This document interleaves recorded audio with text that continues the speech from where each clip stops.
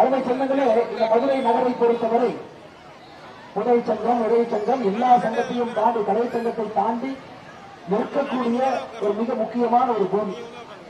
சமீபத்தில் மத்திய அரசு இந்தியாவில் 10 லட்சம் பேருக்கு மேல வசிக்கக்கூடிய மாநகரத்தை பட்டியல் போட்டார். அந்த மாநகரத்தில் எந்த மாநகரம் சுத்தமாக இருக்கிறது என்கிற பட்டியலை போட்டார். 10 லட்சத்திற்கு மேல் வசிக்கக்கூடிய மக்கள் 40 நகரத்தில் கட்ட கடைசியாக வந்திருக்கக்கூடிய நகரம் நம்முடைய மதுரை நகரம். இந்த மதுரை மக்களுக்கு பெரிய அவமானத்தை யார் செய்திருக்கிறார்கள் என்றால் திராவிட முன்னேற்ற கழகம். மிகப்பெரிய அவமானம். மதுரை மக்கள் வரி கொடுக்கிறாங்க, வரி கொடுக்காம. மதுரை மக்கள் சொத்து வரி கொடுக்கிறாங்க, கொடுக்காம.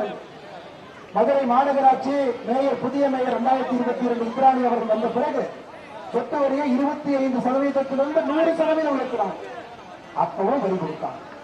ஆனா மதுரை மாநகராட்சியினுடைய 200 கோடி ரூபாய் ஊழல் என்று உங்களுக்கு தெரியும். மேயருடைய கணவர் அவரை போய் பெரியாட்கள் சந்திக்கிறாங்க. அண்ணே, உங்களுக்கு சொத்து வரி குறைச்சு போடுறோம், சைட்ல பணம் கொடுங்க. உங்களுக்கு சொத்து வரி குறைச்சு போடுறோம், சைட்ல பணம் கொடுங்க. 200 கோடி ரூபாய் சொத்து வரியில மட்டுமே ஊழல் செய்வதற்காக கடந்த ஆண்டு அக்டோபர் மாதமே இந்த மேயர் தன்னுடைய பொறுப்பை ராஜினாமா செஞ்சு இவ்வளவு பெரிய நகருக்கு ஒரு மேயர் இல்லாத ஒரு நகரமா இருக்கு. இவரும் தான் அமைச்சராக இருந்தாங்க. அனைத்து இந்திய அண்ணா திராவிட முன்னேற்ற கழகத்தில் தான் அமைச்சர் இருந்தார். மதுரை நகருடைய முன்னேற்றத்திற்காக பாடுபட்டார். ஆனா இன்னைக்கு இருக்கக்கூடிய அமைச்சர்கள் அப்படியா? மதுரை நகரை கூறு போட்டு மேயர்லாம் கதவுல தொட்டிக்கிட்டு வரணும். மேயருடைய கணவர் பிடிஆர் அவருடைய கைத்தடியாக பக்கத்தில் இருக்கணும். அந்த பக்கம் மூர்த்தி அவர்களை பற்றி சொல்லவே வேண்டாம். இன்னைக்கு நாம் எல்லாம் இருக்கின்றோம். அனைத்து இந்திய அண்ணா திராவிட முன்னேற்ற கழகத்தை பொறுத்தவரை படித்தவர்கள், பண்பானவர்கள். பாரதிய ஜனதா கட்சியை பொறுத்தவரை படித்தவர்கள், பண்பானவர்கள். தேசிய ஜனநாயக கூட்டணியை பொறுத்தவரை படித்தவர்கள், பண்பானவர்கள். ஆனா மூர்த்தி அவர்கள் மேடையின் மீது மதுரை கலெக்டர் பார்த்து ஜமா ஒன்று நவரு, ஏதோ முதலமைச்சர் உட்காருவார், அதுக்கு தான் கலெக்டர் நவர சொல்றாங்க. முதலமைச்சர் உட்காரு. உதயநிதி ஸ்டாலினுடைய மகனுடைய உதயநிதியினுடைய நண்பர்களுக்கு அந்த சேரை கொடுக்க வேண்டும் என்பதற்காக மதுரை மாநகருடைய கலெக்டரை எதிர்த்து வெளியே போக சொன்னாங்க. வா போ, வாடா போடா, ஏய், இதெல்லாம் மதுரை மக்கள் பேசக்கூடிய மொழியே கிடையாது. ஆனா மதுரையினுடைய அமைச்சராக இருக்கக்கூடிய மூர்த்தி இப்படிதான் பேசுறாங்க. அருமை சொந்தங்களை, இந்த முறை மதுரையில எங்கேயுமே திராவிட முன்னேற்ற கழகத்தை விடக்கூடாது என்பதிலே நாம் தெல்ல தெளிவாக இருக்க வேண்டும். அந்த பக்கத்தில் மதுரை மத்திய தொகுதியில அண்ணன் சுந்தர்சி அவர்கள் நிச்சயமாக இந்த முறை பிடிஆர் அவருடைய தோல்வியை உறுதிப்படுத்திவிட்டு இருக்கிறார். பக்கத்தில் செல்லூர் ராஜா அண்ணா அவர்கள் எப்பொழுதே தன்னுடைய வெற்றியை உறுதி செய்து விட்டார். அருமை சொந்தங்களே, அனைத்து இந்திய அண்ணா திராவிட முன்னேற்ற கழகம் தலைமையிலான தேசிய ஜனநாயக கூட்டணி தமிழகத்தில் வந்தாக வேண்டிய கட்டாயம் நமக்கு. மே 4ஆம் தேதிக்கு பிறகு அண்ணன் எடப்பாடி பழனிசாமி அவர்கள் தமிழகத்தினுடைய முதலமைச்சராக பொறுப்பேற்றிருக்கிறார். ஐயா, நான் கொங்கு பகுதி முழுவதும் பிரச்சாரம் முடிச்சுட்டேன். தென் தமிழகத்தை பார்த்துட்டேன், சென்னையை பார்த்துட்டேன், எனக்கு மதுரையை பார்த்துக் கொண்டிருக்கின்றேன். எல்லா இடத்திலும் கூட மக்கள் பேசுகின்ற ஒரே ஒரு மொழிதான், நமக்கு திமுக வேண்டாம் என்கின்ற மொழியை எல்லா இடத்திலையும் பேசும். தாய்மார்களுக்கு வேண்டாம். தாய்மார்களுக்கு ஏன் வேண்டாம்? ஐயா, 3 வயது குழந்தை தமிழ்நாட்டில் பாதுகாப்பா இல்லை. 65 வயது மூதாட்டி தமிழ்நாட்டில் பாதுகாப்பாக இல்லை. என்ன ஆட்சி நடத்துறாங்க? நம்முடைய பாரத பிரதமர் நரேந்திர மோடி அவர்கள் சமீபத்தில் சொன்னாங்க, எனக்கு முதல்வர் ஜெயலலிதா அம்மா கிட்ட புரட்சி தலைவர்கிட்ட பிடிச்சதுன்னா சட்டம் ஒழுங்குனா கன் மாதிரி அவங்க கையில் இருக்கும். எனக்கு சட்டம் ஒழுங்கெல்லாம் தந்தி சிரித்து ஒரு மோசமான சட்டம் ஒழுங்கை தமிழ்நாட்டிலே பார்த்துக் கொண்டிருக்கின்றோம். அந்த ஆட்சி திரும்ப வர வேண்டும் என்று பாரத பிரதமர் நரேந்திர மோடி அவர்கள் விருப்பப்படுகின்றார். அருமை சொந்தங்களே, அனைத்து இந்திய அண்ணா திராவிட முன்னேற்ற கழகம் ஒரு தனித்தன்மையான இயக்கம். 1977க்கு பிறகு ஒரு பிராந்திய கட்சி இந்தியாவில் அதிக முறை வெற்றி பெற்றிருக்கின்றார்கள் என்றால் அனைத்து இந்திய அண்ணா திராவிட முன்னேற்ற கழகம். எதுக்காக நான் சொல்றேன்னாங்க, இப்படிப்பட்ட ஒரு தனித்தன்மையான இயக்கத்தின் மீது முதலமைச்சர் ஸ்டாலின் அவர்கள் தினமும் அவதூறு மட்டும்தான் பேசலாம். அவதூறு மட்டும்தான். அன்பால் இணைந்த கூட்டணி அனைத்து இந்திய அண்ணா திராவிட முன்னேற்ற கழகத்தை பொறுத்தவரை 170 தொகுதிக்கு மேல நிற்கிறார். நிச்சயமாக மே 4க்கு பிறகு அனைத்து இந்திய அண்ணா திராவிட முன்னேற்ற கழகம் தலைமையிலான தேசிய ஜனநாயக கூட்டணி ஆட்சி கட்டில் அமரப்போகுது. அதனால் முதலமைச்சர் 5 ஆண்டு காலத்தில் அவர் செய்த சாதனையை பற்றி சொல்லல. மதுரை ஏன் குப்பை நகரமாக மாற்றியிருக்கின்றார்கள் அதை பற்றி சொல்லல. மதுரைக்கு மெட்ரோங்கம்மா, இன்னைக்கு நாம் பேசிக் கொண்டிருக்கின்றோம். மதுரையினுடைய மெட்ரோ உங்களுடைய மேற்கு தொகுதிக்கு வரணும். இது மத்திய அரசு மாநில அரசுக்கு எழுதிய கடிதம். மத்திய அரசு மாநில அரசு கடிதம் எழுதுறாங்க. என்ன கடிதங்க? நவம்பர் 25 நவம்பர் 14 2022 கடிதம் எழுதுறாங்க. மாநில அரசு மதுரைக்கும் கோயம்புத்தூருக்கும் மெட்ரோ கேட்டு கடிதம் போட்டீங்க. நீங்க போட்ட கடிதத்தில் இருக்கக்கூடிய தவறுகளை நாங்கள் சுட்டிக்காட்டுகின்றோம், திருத்தி அனுப்புங்கள். மதுரையை பொறுத்தவரைக்கும் மாநில அரசு உண்மையால மெட்ரோ கேட்கவே இல்லைங்க. அதான் உண்மை. பச்சை பையை சொல்லுகின்றார்கள். கேட்டதெல்லாம் மதுரைக்கு ஒரு பிஆர்டிஎஸ் கொடுங்கன்னு கேட்டாங்க. அதாவது வேகமாக செல்லக்கூடிய பேருந்து தான் கேட்டாங்க. அது மதுரையினுடைய மக்கள் தொகை 15 லட்சம் என்று தவறாக கொடுத்துவிட்டு அதற்கு மத்திய அரசு திரும்ப ஒரு கடிதம் எழுதி 14 நவம்பர் இந்த கடிதத்தை திருப்பி அனுப்புன்னு சொல்லி 5 மாதம் ஆகிறது. இந்த கடிதத்திற்கு மாநில அரசு இன்னும் பதில் கடிதமே போல. பிடிஆர் கேட்டீங்கன்னா என்ன சொல்லுவாருன்னா, பிடிஆர் போய் இல்ல கடிதத்துக்கு ஏங்க பதில் கடிதம் போடலீங்கன்னா, நான் யாரு தெரியுமா, எங்க அப்பா யாரு தெரியுமா, எங்க தாத்தா யாரு தெரியுமா, நமக்கு எதுக்கு தெரியுமா அதெல்லாம். அண்ணன் எடப்பாடி பழனிசாமி அவர்கள் எங்கேயாவது ஒரு அப்பாவுடைய பேரை சொல்லியிருக்காருங்களா? எடப்பாடி பழனிசாமி பிறந்த ஊர் பழனிசாமி. அவங்க நான் அரசியல் இருக்கிறேன், எப்படி வந்திருக்கிறேன், உங்களுடைய முதலமைச்சராக இருந்திருக்கின்றேன், வாய்ப்பு கொடுங்கன்னு கேட்கிறாங்க. ஆனா ஸ்டாலின் ஐயா எப்படி பேசுறாரு, நான் யார் தெரியுமா, முத்துவேல் கருணாநிதியின் மகன். ஐயா இல்லைன்னு சொன்னோமா, நான் யாரும் இல்லைன்னு சொன்னோமா, நம்ம யாரும் இல்லைன்னு சொல்லல. அதனால ஸ்டாலின் அவர்களுக்கு சந்தேகம் இருக்கான்னு எனக்கு தெரியல. ஒரு மேடையிலும் மைக் எடுத்து நான் யார் தெரியுமா, முத்துவேல் கருணாநிதியின் மகன், அதெல்லாம் வேண்டாங்க. ஸ்டாலின் அவர்களே, நீங்க 5 வருஷத்துல என்ன பண்ணீங்கிறதா கேள்வி. நீங்க 5 வருஷத்துல ஏன் சட்டம் ஒழுங்கை சரியாக வைக்கவில்லை என்பதுதான் கேள்வி. நீங்க 5 வருஷத்துல எதற்காக உங்களுடைய அமைச்சர்கள் எல்லாம் ஊழல் பேர் வழியாக வைத்திருந்தீர்கள் என்பதுதான் கேள்வி. நீங்க 5 வருஷத்துல மதுரை மாநகரை எதுக்கு குப்பை நகராக மாற்றுவீங்களா கேள்வி. நீங்க நம்முடைய தாய்மார்கள் எல்லோருக்கும் 1000 ரூபாய் கொடுக்கணும். எல்லோருக்கும் தமிழகத்தில் எத்தனை தாய்மார்கள் இருக்கிறாங்க? 2,25,00,000 ரேஷன் அட்டை இருக்கு. குறைந்தபட்சம் 2,25,00,000 தாய்மார்களுக்கு நீங்க 1000 ரூபாய் கொடுக்கணும். அதையும் கொடுக்கல. 28 மாசம் கொடுக்கல. 29வது மாசம் 1000 ரூபாய் கொடுத்து நீங்கள் கொடுத்தது வெறும் 32 மாசத்துக்கு 32,000. பொங்கலுக்கு 5,000, மொத்தமா 37,000. அது 1,825 நாள், 5 வருஷம் கழிச்சு பாருங்க. ஒரு நாளைக்கு 20 ரூபாய். கடன் எவ்வளவு வாங்குவீங்க?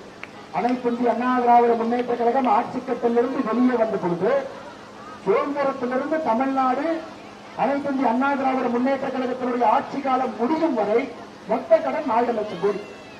5 வருஷத்துல புதிதாக 6 லட்சம் கோடி கடன் வாங்கி இன்னைக்கு 10,82,000 கோடி கடனை வச்சுட்டு அனைத்து இந்திய அண்ணா திராவிட முன்னேற்ற கழகம் கஜானாவை காலி பண்ணிட்டாங்கன்னு ஒரு பச்சை பையை சொன்னா ஒரு சின்ன குழந்தை கூட நம்ப மாட்டாங்க. ஸ்டாலின் அவர்களே, உங்களுக்கு கணக்கு சொல்லிக் கொடுத்த கணக்கு வாத்தியார் நல்லவர் தான். மாணவன் மக்கள் நாம என்ன பண்றது? மாணவன் மக்கள் கணக்கே போட தெரியாம 6 லட்சம் கோடி கடனை வாங்கிவிட்டு அவங்க கடன் வாங்கினாங்கன்னா யார் ஏற்றுக்குவாங்க? அதனால என்னாச்சுன்னா தாய்மார்களே, ஒரு ரேஷன் அட்டையின் மீது 2,10,000 இருந்த கடன் இன்னைக்கு 4,80,000 உயர்ந்திருக்கு. ஒரு ரேஷன் அட்டையின் மீது அந்த அம்மா தாய்மார் இப்பதான் நீ பார்த்து முறைக்கிறாங்க. அந்த தாய், தம்பி நான் கடனே வாங்கல, நான் எங்க கடன் வாங்க, நீங்க கடன் வாங்கினீங்க அம்மா, உங்க பேரை சொல்லி மாநில அரசு உங்க ரேஷன் அட்டையின் மீது இந்த 5 ஆண்டுகள்ல 2,70,000 ரூபாய் கடன் மட்டும் ஒரு ரேஷன் அட்டைக்கு வாங்கியிருக்கிறாங்க. 1,825 வகுத்து பாருங்க. ஒரு நாளைக்கு உங்கள் ரேஷன் அட்டையின் மீது வாங்கப்பட்ட கடன் 150 ரூபாய். ஒரு நாளைக்கு உங்களுக்கு கொடுத்த பணம் 20 ரூபாய். மொத்தமா உங்க பையிலிருந்து உருவன பணம் 130 ரூபாய். இது பேர் தான் விஞ்ஞான ஊழலுங்க. இது பேர் தான் கருணாநிதி பணம். இது பேர் தான் திராவிட மாடல் அரசு தலைமை சொன்னது. இதெல்லாம் மாற்றுவதற்கு ஒரு பெரிய முயற்சி. இந்த முறை மதுரை எப்பொழுதும் நமக்கு தெரியும் ஒரு இரும்பு கோட்டை. புரட்சி தலைவர் காலத்திலிருந்து தொடர்ந்து இரும்பு கோட்டையாக இருக்கக்கூடிய ஒரு பகுதி. இந்த முறை வெற்றி வருவது என்பது அதை தாண்டி சரித்திர வெற்றியை ஒருவருக்கு நம்ம பதிவு செய்யணும். திருப்பரங்குன்றத்தில் ஆரம்பித்து அடுத்து மதுரை மத்திய, மதுரை மேற்கு, மதுரை கிழக்கு, மதுரை தெற்கு அனைத்து இடத்திலும் கூட நம்முடைய கூட்டணி வெற்றி பெற்று மதுரையிலிருந்து மொத்தமாக நாம் ஒரு குரலாக பேசி ஒரு நல்ல அற்புதமான மேயர், அடுத்து நடக்கக்கூடிய உள்ளாட்சியை நல்ல மேயரை கொண்டு வந்து மதுரைக்கு மெட்ரோ திட்டத்தை அண்ணன் செல்லூர் ராஜா அவர்கள் எனக்கு தெரியும். கோயம்புத்தூர் விமான நிலையத்தில் பாரத பிரதமர் நரேந்திர மோடி அவர்கள் பிரதமருக்கு பேசும்போது நான் பக்கத்தில் நின்றுட்டு இருக்கேன் 4 மாதங்களுக்கு முன்பு.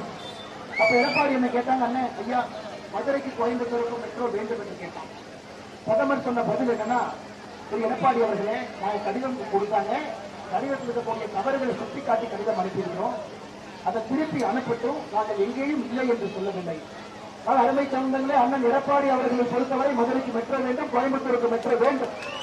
அண்ணன் செல்லூர் ராஜா அவர்கள் நீங்கள் மே 4ஆம் தேதி வெற்றி பெற வச்சு சென்னை அனுப்புனீங்கன்னா பெரிய பொறுப்போடு திரும்பி வரப்போறோம். உங்களுக்கு தெரியும், எனக்கு தெரியும், பெரிய பொறுப்போடு தான் வரப்போறார். அந்த பொறுப்புக்கு ஒரு கம்பீரம் இருக்கிறது, அந்த பொறுப்புக்கு ஒரு வலிமை இருக்கிறது. அதனால் நிச்சயமாக அண்ணனுடைய காலத்துல மெட்ரோவை பார்க்க போறோம். மெட்ரோ கட்டுறதுக்கு 3 வருஷம் வேணும். ஒரு மெட்ரோ வந்துவிட்டால் அதை கட்டி முடித்து மக்களுடைய பயன்பாட்டில் கொண்டு வருவதற்கு 3 ஆண்டு வேண்டும். அப்ப 2026 அண்ணன் மே மாசத்துல எம்எல்ஏ ஆகிறாங்க, அதன் மேல பெரிய பொறுப்புக்கு போறாங்க. நாம் 2029 ஆரம்பத்துல மதுரையினுடைய மெட்ரோவில் நாம் பயணம் செய்ய ஆரம்பிக்கலாம். அதுவும் நம்முடைய 5 ஆண்டு கால ஆட்சி காலத்தில் வரும். மதுரையில் இருக்கக்கூடிய AIIMS all India institute of medical science மருத்துவமனை, இன்னைக்கு தாய்மார்கள் எத்தனை பேர் இருக்கிறது, உலகத்தரம் வாய்ந்த ஒரு மருத்துவமனை அக்டோபர் நவம்பர்ல பயன்பாட்டுக்கு வரும்.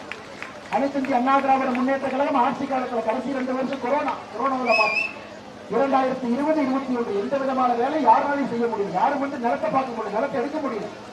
அதன் பிறகு திமுக 22, 24 2 ஆண்டுகள் நிலத்தை கொடுக்கல, மரத்தை வெட்ட 8 மாசம், மரத்தை வெட்ட லைசன்ஸ் கொடுக்கல. அதன் பிறகு ஏன்னா எய்ம்ஸ் ஓபன் பண்ணிட்டா பேர் 2 பேருக்கு வருது மதுரையில். ஒன்று மோடி ஐயா எய்ம்ஸ் திட்டத்தை கொடுத்தது, தமிழ்நாட்டுக்கு எய்ம்ஸ் வேண்டும் என்று கேட்ட புரட்சி தலைவி அம்மா செல்வி ஜெயலலிதா அவர்கள் 2 பேருக்கு அந்த பேர் வரும். அந்த பெயர் வரக்கூடாது என்பதற்காக 2 ஆண்டு காலமாக நிலத்தை கொடுக்காம மரத்தை வெற்றக்கு 8 மாச காலம் கழித்து அனுமதி கொடுத்து இன்னைக்கு படிப்படியாக அதை கொண்டு வந்து முடியும் தருவாயில் எய்ம்ஸுக்கு அக்டோபர் நவம்பர் அதை முடித்து உங்களுக்கு ஒப்படைத்து வருகின்றோம். அதனால் மதுரை மாநகருக்கு 2 இனிப்பு செய்தி மெட்ரோவும் வருது, எய்ம்ஸும் முழுமையாக உங்களுக்கு கைதுக்கு வருகிறது. அதன் பிறகு மதுரை சுத்தம் செய்யப்பட்டு அடுத்த கட்டம் செய்ய இருக்கு. அருமை சொந்தங்களை இவ்வளவு முக்கியமான விஷயம் நடக்கும் பொழுது முக்கியமானவர்கள் அந்த பொறுப்பில் இருக்கணும், முக்கியமானவர்கள் சட்டமன்ற உறுப்பினராக இருக்கணும், முக்கியமானவர்கள் அமைச்சராக இருக்கணும். அதனால் நாம் எல்லோரும் தெல்ல தெளிவாக இருப்போம். அண்ணன் எடப்பாடி பழனிசாமி அவர்கள் மே 4ஆம் தேதிக்கு பிறகு ஆட்சி கட்டல் அமர்வாங்க. மதுரையிலிருந்து முக்கியமானவர்கள் அண்ணன் செல்லூர் ராஜா அவர்கள் இங்கிருந்து நாம் அனுப்பி வைப்போம். மே 4ஆம் தேதி ஒரு பெரிய மாற்றத்தோடு அண்ணன் வரட்டும். எளியவர், பண்பானவர், நம்மளோடு எப்பொழுதும் இனிமையாக பழகக்கூடியவர், வேறு யாரு வேண்டாம். இன்னைக்கு ஆப்போசிட்ல ஒரு கேண்டிடேட் இருக்கிறாங்க, பேர் கூட தெரியாதுங்க, நான் படிக்கிறேன். ஒரு திமுக வேட்பாளர் இருக்கிறார் ரகுபாலனுடைய தகுதி என்ன, அவருடைய மனைவி யார், திருப்பரங்குன்றம் கோவிலுடைய அலங்காவல குழுவுடைய தலைவர் அவருடைய மனைவி.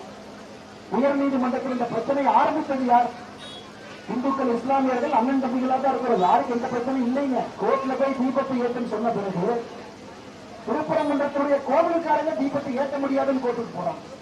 இவ்வளவு குழப்பத்தை செய்த ஒரு குடும்பத்துக்காரன் திருப்பரங்குன்றத்தில் அத்தனை பெண்கள் கையில தீபத்தோடு நின்று கொண்டிருக்கிறார்.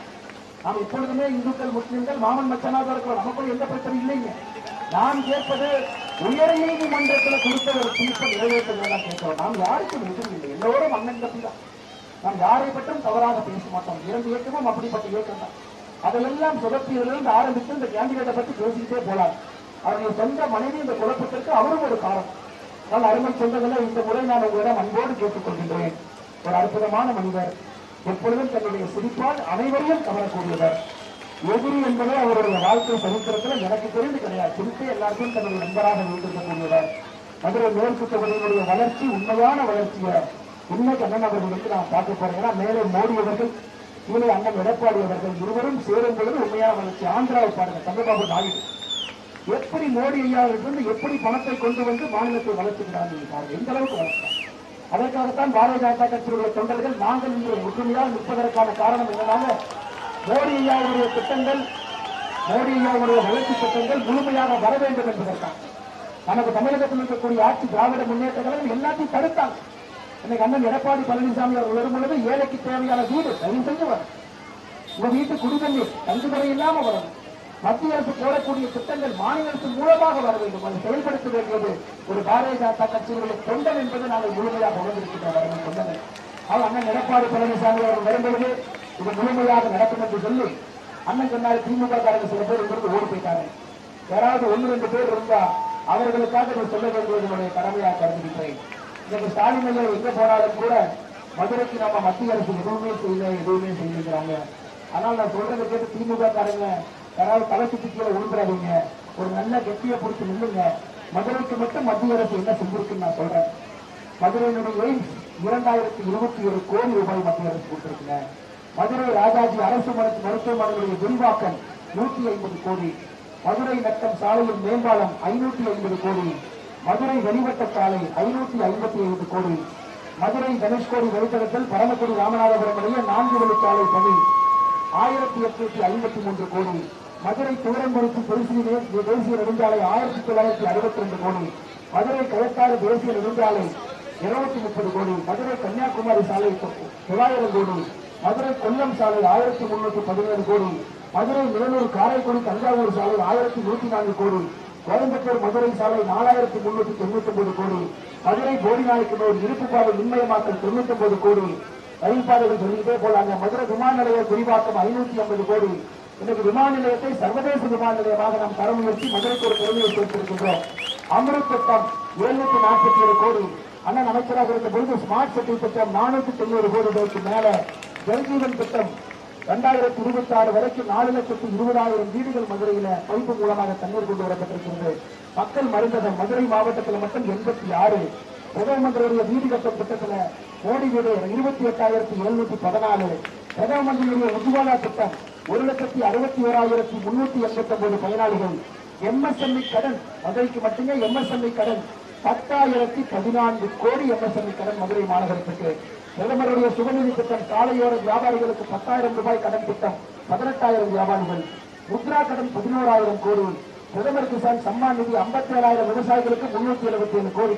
ஐயா ஸ்டாலின் அவர்களே, நல்ல ஒரு கண்டாக்டர் பார்த்து கண்ண மருந்து ஊட்டிக்கிட்டு மத்திய அரசு மதுரைக்கு என்ன செய்திருக்கின்றார்கள் என்பதை தெரிந்து பேசு. நீங்க மதுரைக்கு எதுவுமே பண்ணுங்க, குப்பை நகராக மாற்றி ஊழல் பேர்வழிகளை உள்ள விட்டு மதுரை மக்களுடைய உழைப்பை சுரண்டு விட்டு எங்கள் மீது பை சொன்னாங்க. இன்னைக்கு அண்ணன் எடப்பாடி பழனிசாமி அவர்கள் ஆட்சியில் அமர்ந்து அனைத்து இந்திய அண்ணா திராவிட முன்னேற்ற கழகம் தலைமையிலான தேசிய ஜனநாயக கூட்டணி வரும்பொழுது 5 ஆண்டுகள் கழித்து அண்ணன் செல்லூர் ராஜா அவர்கள் 5வது முறையாக உங்கள் முன்னால் நிற்கும் பொழுது இதையே நம்ம படிக்கும் பொழுது இது இரட்டிப்பாக இருக்கும், அல்லது 3 மடங்கு ஆகிருக்கும். ஒண்ணு கையாலாகாத திமுக அரசை வச்சு நம்ம இவ்வளவு பண்ணிட்டோம், கையாலாகாத திமுக அரசை வச்சு கோடி கோடியாக நாம் பண்ணியிருக்கிறோம். இன்னைக்கு நம்முடைய அண்ணன் எடப்பாடி பழனிசாமி அவர்கள் வந்த பிறகு இந்த வளர்ச்சி என்பது 2 அல்லது 3 மடங்கு மதுரைக்கு வரும் என்கின்ற உறுதி அளித்து வந்திருக்கக்கூடிய எல்லா அன்பு தொண்டர்களுக்கு நன்றி தெரிவித்து நம்முடைய அன்பு தொண்டர்கள் எல்லாம் அடுத்த 10 நாட்கள் களத்தில் ஒற்றுமையாக பணி செய்து அண்ணன் செல்லூர் ராஜா அவர்களுக்கு மிகப்பெரிய ஒரு வரலாற்று சிறப்புமிக்க வெற்றியை பதிவு செய்து இங்கிருந்து நீங்கள் எம்எல்ஏவா அனுப்புங்க, பெரிய பொறுப்போடு திரும்பி வருவார், மதுரையினுடைய வளர்ச்சிக்கு அவர் துணையாக இருப்பார் என்று சொல்லி அனைத்து இந்திய அண்ணா திராவிட முன்னேற்ற கழகத்தினுடைய அருமை தொண்டர்கள் தலைவர்கள் எல்லாம் இருக்கிறீங்க. உங்களுக்கு என்னுடைய அன்று கிடந்த வாழ்த்துக்கள் வணக்கங்கள் இந்த நேரத்தில் சொல்வது என்னுடைய கடமையாக கருதுகின்றேன்.